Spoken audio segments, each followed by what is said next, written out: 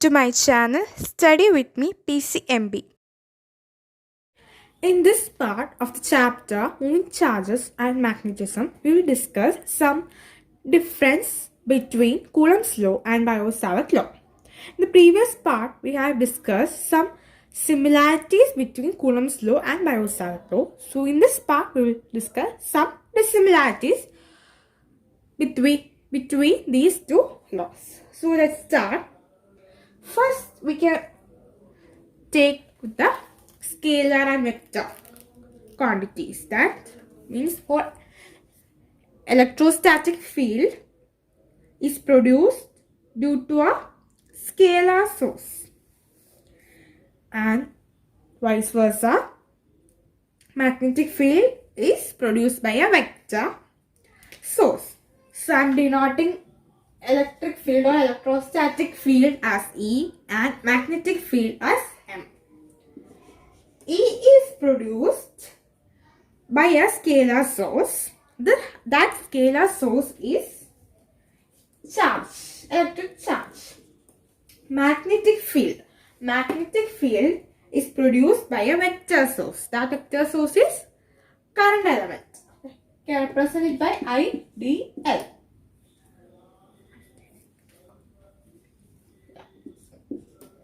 This is scalar. This is vector. So I hope you understand that electrostatic field is produced by a scalar source, that is charge, and magnetic field is produced by a vector source, that is current element IDA. Next dissimilarity will be the electrostatic field is along the displacement vector joining the source and the field point. There may be a source, and of course there may be a point in that, a field point. So here the electrostatic field is along the displacement vector. E is along the displacement vector.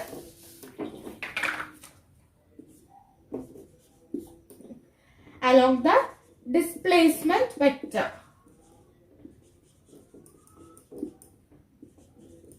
Along the displacement vector. And in the case of magnetic field is perpendicular to the plane containing displacement vector and current element. Here there is some difference. That in the electrostatic field, we talk about this along the displacement vector joining the source and the field point. In the case of magnetic field, it is perpendicular to the plane containing displacement vector and current element. I hope you understand that. We denote displacement vector as R vector. So it is perpendicular. Where this displacement vector joining this, in this case displacement vector is joining between the source and the field point. Here in the case of magnetic field, it is perpendicular to the plane. It is perpendicular to the plane. It is perpendicular to the plane containing displacement vector and current element also, and also IDL. That is the case. Next difference is here in Biot-Savart law, there we have angle. You remember that in the Biot-Savart the equation. So there we talk about theta. So there is an angle dependence in Biot-Savart law. Angle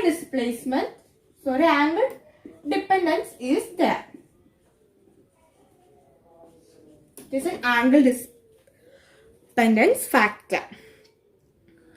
In the case of electrostatic field or in case of Coulomb's law, it is not. It is not depend on angle. You know the equation of Coulomb's law and Biot-Savart law.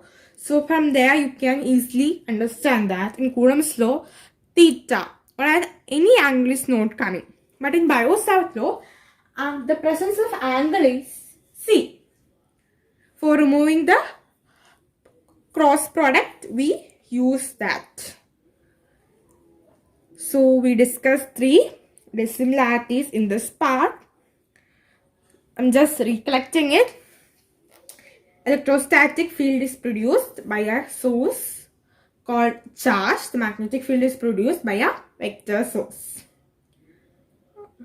Second difference is the electrostatic field is along the displacement vector joining the source and the point and the field point. The magnetic field is perpendicular to the plane containing displacement vector and current element. And last or the third one is there is an angle dependence in Biot-Savart law which is not present in Coulomb's law.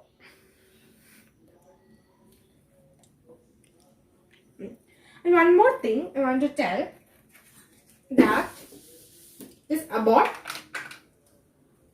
magnetic field or Biot-Savart law. We can consider in magnetic field at the point right, in the direction of dl is 0.